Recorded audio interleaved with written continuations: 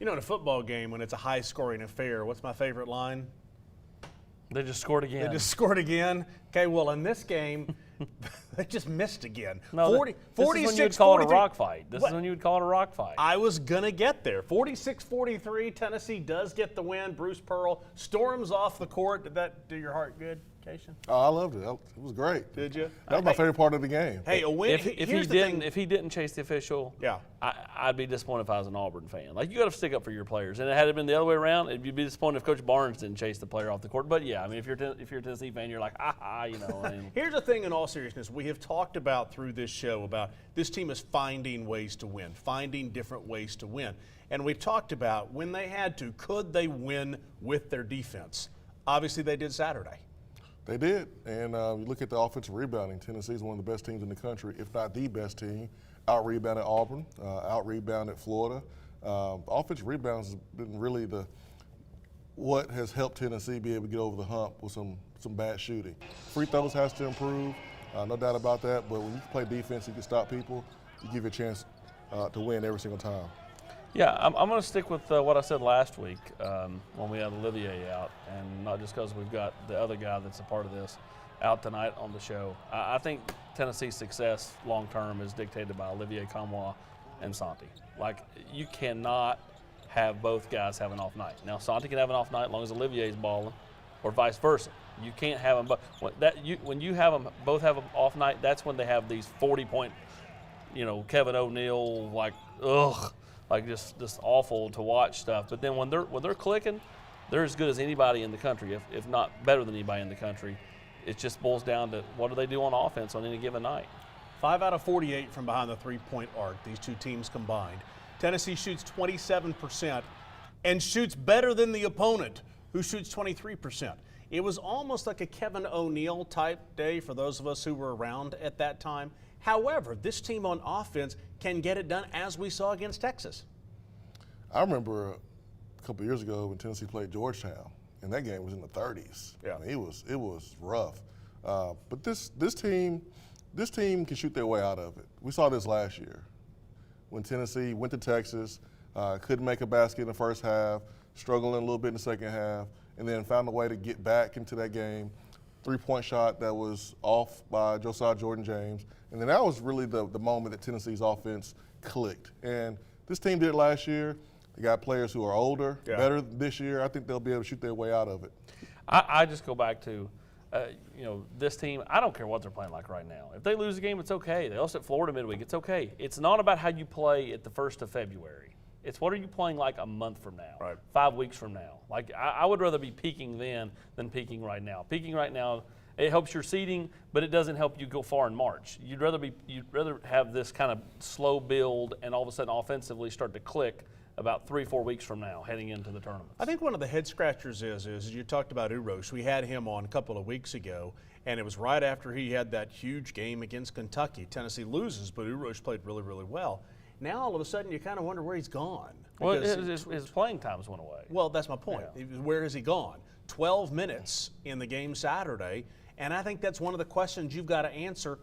What is his place on this team as you head towards, as Austin said, March? I think it's tough to leave him out there when he's missing 2 free throws in a row. I mean, it's basically like a turnover. It's an empty possession. So he can body up the offensive player. He's a huge body. He does a good job of rebounding. But when the opposing team fouls Uroš and he goes to the line and misses 2, Tennessee can't afford empty possessions because we're already shooting poorly right now. So I think that's a big reason why his minutes have been decreased, and it doesn't help when you get another technical foul. That makes it a little bit more difficult for him as well. So I think that's part of it. I think once he gets to the point where he's making more free throws, I think his minutes will go up. I agree. Late in games, I think the liability at the foul line. I think his place on the team is dictated by who your opponent is, Jason. If they're bigger, if you need a little more muscle inside, you're going to see Uroš play more. If it's more finesse, probably not, because you don't have to have the bruiser in there in those instances. You go to the weird gym that is Vanderbilt coming up this week, and it gives you an opportunity. I mean, did we see Vanderbilt against Alabama? It gives you an opportunity to get confidence back real quick. Vanderbilt played their worst game of the season versus Alabama, and Alabama played their best game of the season, coming off a blowout versus Oklahoma. I don't expect to see that Vanderbilt team. Vanderbilt always gives Tennessee their best. You going into coaching? No. No, this sounds like Nobody's right. No, though. I mean, Vanderbilt always gives Tennessee trouble, and they run good stuff too. Jerry Stackhouse is a great coach. I think he should be somewhere else, honestly. Vanderbilt, they can make shots, they can spread you out. Probably not the best game for Uros. We'll see, but you better expect Vanderbilt's best because the arena is weird, and they got some guys that can fill it up from the outside. Yeah, and I do want to, let's flip camera 4 over there because of the fact, and look off of me because I'm on camera 4 now, that gym right there is just weird as a shooter, you would think. The benches are on the end of the court. It's a little bit of a weird deal. It's kind of like a big auditorium. Sightlines, man. Well, it's okay. You talk about sightlines and you've never hit a shot in your life. Okay. Santiago Vescovi has hit a bunch of shots. Is it weird shooting at Vanderbilt? I think it's definitely a different arena. It doesn't look like a regular one. Another difference is having, remember we have the bench on the baseline. Right. That just makes it completely different. And I think it's just like any other gym. You got to kind of zone out the background and all that kind of stuff and pretty much just focus on the rims and the arena. But it's definitely a different arena than what we're used to playing. Sure. What about this team gives you the confidence to know that you think you'll be starting to kind of do this build towards March as far as playing better offensively? I really never doubt it. I think we have great players, especially we have a older group of players, the main core having Josiah, Olivier, Urosh, me, and a couple more of the guys have been through it in the last couple of years together. And like I heard y'all say earlier, we figured it out last year. I'm not worried about offensively. I think that's we're going to get to the point where it's just going to click, and then from then on it's just going to be better overall, and that's going to help our whole team. So I'm really not worried about that. Okay. All right, let's take a break. We'll come back. The Food City player perspective when we come back. Austin asked an interesting question before the show that I want Jason to get into. Has the East Tennessee dialect connected with Santi? When he goes home, we'll talk about that when we come back. The Locker Room is brought to you by Fellowship of Christian Athletes, Iris Networks, Knoxville Orthopedic Clinics, and Exterior Home Solutions. When it comes to the game of football, teamwork is critical for success. When it comes to customer service and business, that team approach is just as critical. That's why we're such believers in our friends at Exterior Home Solutions. We have seen firsthand how Exterior Home Solutions has supported our community and treats their customers just like family. So when it comes to roofing, siding, or maybe a complete overhaul, please make Exterior Home Solutions your first and only call. Land that corporate dream job. Recalculating. Getting the representation and compensation you deserve? You have arrived. OEB Law is there for all of life's detours. Reporting from Ted Russell Ford, Nick and Jake with some breaking news. That's right, Nick. The pre-owned patrol's on a new mission, and by new, we mean new Fords. The forecast says we have new Ford F-150s, Escapes, Explorers, Mustangs, and more arriving on our lot daily. The best part is every new Ford comes with our non-factory limited lifetime warranty. You heard it here first. Stop by one of our 2 convenient locations for the best selection on your new Ford. The new Ford of your dreams awaits you at Ted Russell Ford on Kingston Pike or Parkside Drive. I chose LMU because I wanted doors to open for me. For my future to have endless possibilities. To know I could become anything I wanted to be. Objection, Your Honor. I always wanted to say that. So whether I wanted to be a veterinarian, a high school teacher, let's turn to page 32, or a successful dentist, I knew LMU would help me get there. All I had to do was open the door.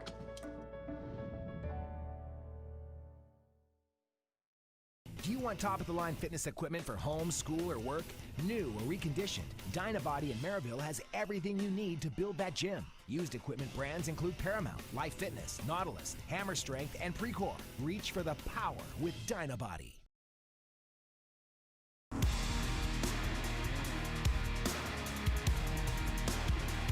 You know, there's a part of me when I see Santi come in the studio and you talk to him for a little bit, I feel like, did you play with Aaron Green?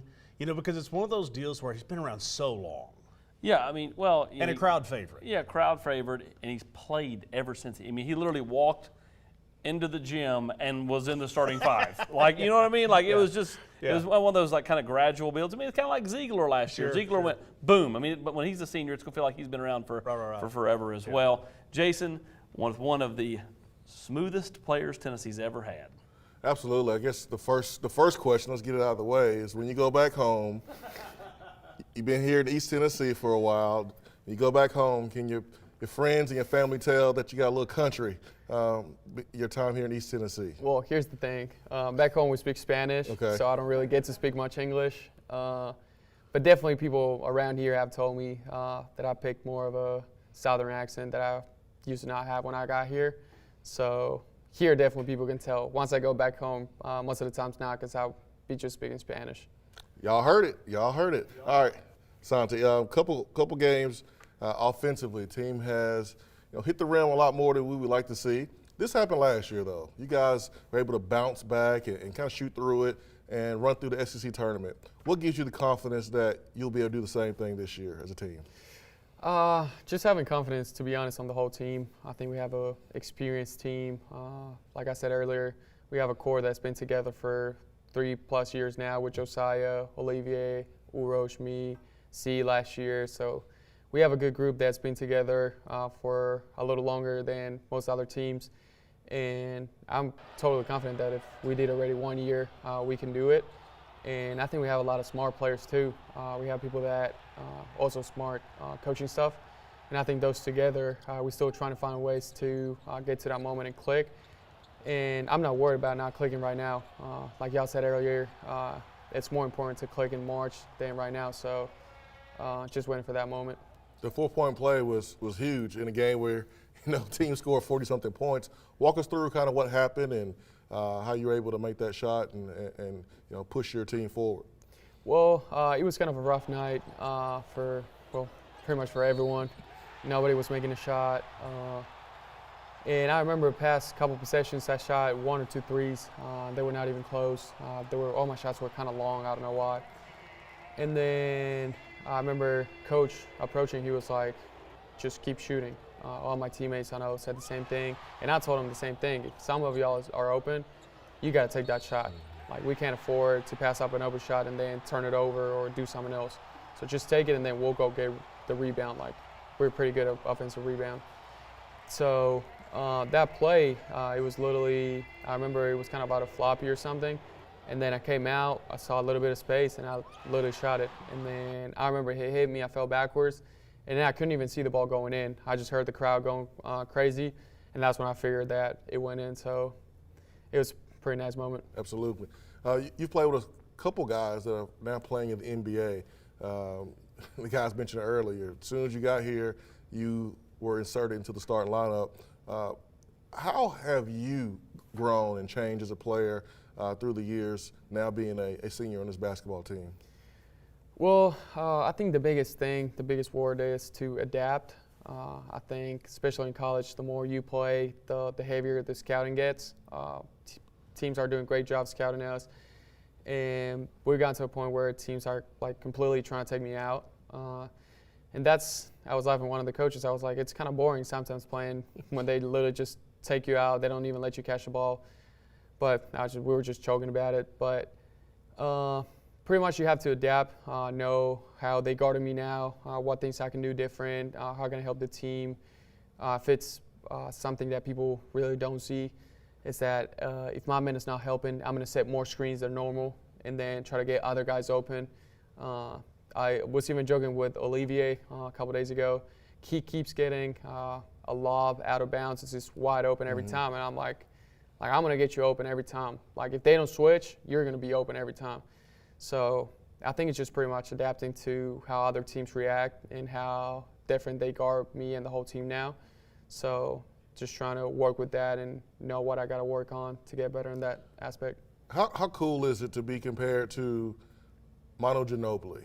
And I ask you that because he changed the NBA world with the Euro step, and we see the NBA, so many international players. But you've been compared to Manu Ginobili so many times. I'm sure you've heard it. How does it feel? First of all, I think it's just an honor. Yeah. Growing up, he was just my idol. Literally growing up, every person that would ask me, I would tell them that he was my idol. And not only because of what he did on the basketball court, I think the way he just carried himself outside of the basketball court and the values he had, the way he talks, and I think everything about him was great, how he stayed humble even though everything he did, and it's just an incredible story. So I really admire him, and hearing sometimes people tell me something about that, it just feels really nice because that's literally who I wanted to be. It's something that it was my role model, and having people that see kind of similarities. I know I'm lefty too, that kind of resembles, but it just feels great, to be honest. An honor. How big has the strength and conditioning program been for you? Because you first got here, the speed of the SEC kind of got to you. Now it's not a problem. I mean, you're one of the best defenders, on-ball defenders in the country. How has the speed and conditioning program worked for you? You can say it. I was Chevy when I got here. I think the biggest thing is practice, to be honest. How hard we practice off-season and on-season. I think the way we go about it, and we just have practice that we're running up and down a lot. Right now, once you get towards the end of the season, you got to back off a little bit with that, and that's what we're doing. It's helping us a lot. But normally, just being able to run a lot with the team. I'm a person that doesn't really like to take subs much. Yeah. Like I told the coaches, I'm a player. I'd like to play. Like we're in practice, I'm going to go up and down as many times as I can. And just having that cardio, and then the strength coach, the strength program too, also helped me a lot to develop. But mainly, I think it was just, first of all, starting to eat a lot better than what I was eating. That was the main change. And then having so many reps going up and down every single day, I think also that is pretty much what changed my body. One thing I heard from Santi is y'all relax. They're going to be okay. They're gonna be okay. They're going to shoot. They're going to make shots here soon. Y'all relax. Everybody relax. What's y'all in Spanish, by the way? I don't even know if we have a word for that, to be honest. Just checking. That was to see how you said it. All right. Hey, thanks for coming in. Good luck this week, all right? Well, thank you for having me. You bet. All right. Hey, listen, if you'd like to support the initiative that is the NIL with Spire Sports, you can be a member of the Volunteer Club. Simply go online, volunteerclub.com. More Locker Room when we come back right after this. The Locker Room is brought to you by Commercial Bank, Humana, E2 Sports, and OEB Law.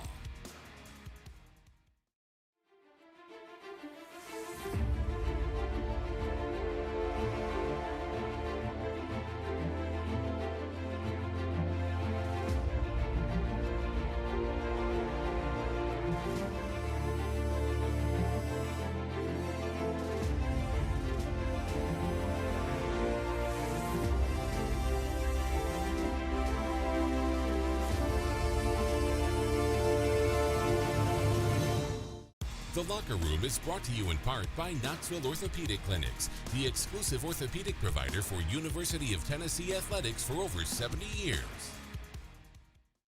This is the story of John Smith. Not this John Smith, or this John Smith, or any of the other hundreds of John Smiths that are Humana Medicare Advantage members. No, it's this John Smith, who we paired with a Humana team member to help address his own specific health needs. At Humana, we take a personal approach to your health to provide care that's just as unique as you are, no matter what your name is. Behind every Food City meat and seafood counter is a highly trained, certified butcher. Our butchers offer special orders, custom cuts, and even entire meal recommendations. In fact, you'll be so impressed with our butchers, you'll be asking yourself, what can't they do? Huh, I bet he'd be great at wrapping presents. Okay, well, maybe not that. But at Food City, our butchers make almost everything better. At D1, our slogan is the place for the athlete. But who is the athlete? While you'll see a number of our athletes on courts and fields, not all of those athletes are starting left tackle in the football game. We pride ourselves for being the place for all athletes, 7 to 70, mom or son, dad or daughter, with locations all over Tennessee. And we have training programs for every athlete, So stop by any of our locations and let's find the best athlete in you.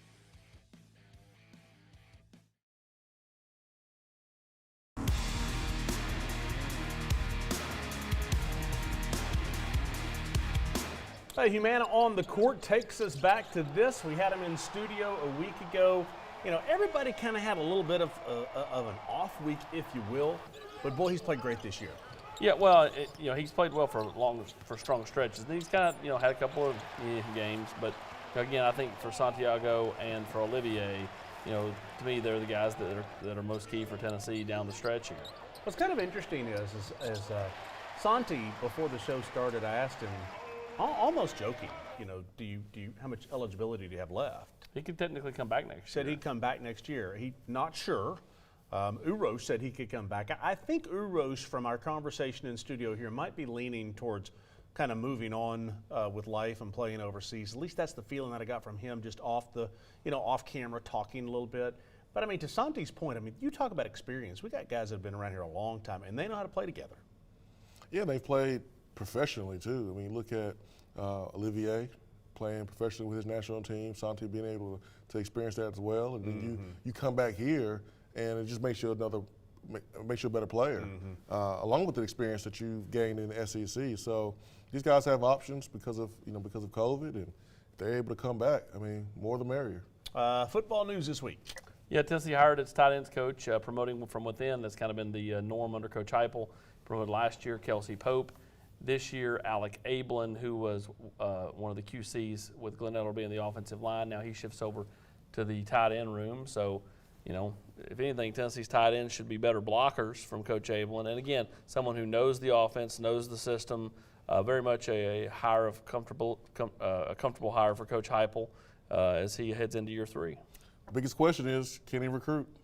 It's the octagon in the SEC, and so he hasn't had much experience in that department on the field. But if you can build relationships, you can connect with people, you can recruit. So we'll see if he's able to do that, because now you got to get more and more talent, and the expectations are only higher. Well, he connects really well with the current team. Now, again, how you connect with recruits is just a little bit different. But again, if you can connect with most young people, you can recruit. The big thing is, as Jason said, he's never done it. He's never been on the road. He's never been in a living room. So you can't say he can or can't. It's a total unknown at this point. Right. And so, who knows? I think it takes 2 years down the line before we know anything. So I was listening to you and Chris Lowe on The Nation coming in this evening, and you had Byron Young on, and it made me think about the NFL draft, which is coming up here in just a little bit in April. How big is it, Jason, that Tennessee might have a first-round pick or two from Tennessee? You might have Darnell in the first round. You pretty well know you got Jalen Hyatt in the first round. Is that big for recruiting? It makes the coach's job a whole lot easier when they call in players and going in the living rooms of players, because that's what players want. High school players want to go to the NFL, and they want to go to places where the coaches can help them get there. It was the reason why I decided to come to Tennessee, because I saw multiple guys from Tennessee being drafted into the NFL and having success in the NFL. So it makes it a whole lot easier than it was 3 or 4, 5 years ago. Yeah, in a dream scenario for Tennessee, Hyatt runs well at the Combine, goes round 1. Darnell tests well at the Combine, along with his Senior Bowl week performance, goes round 1.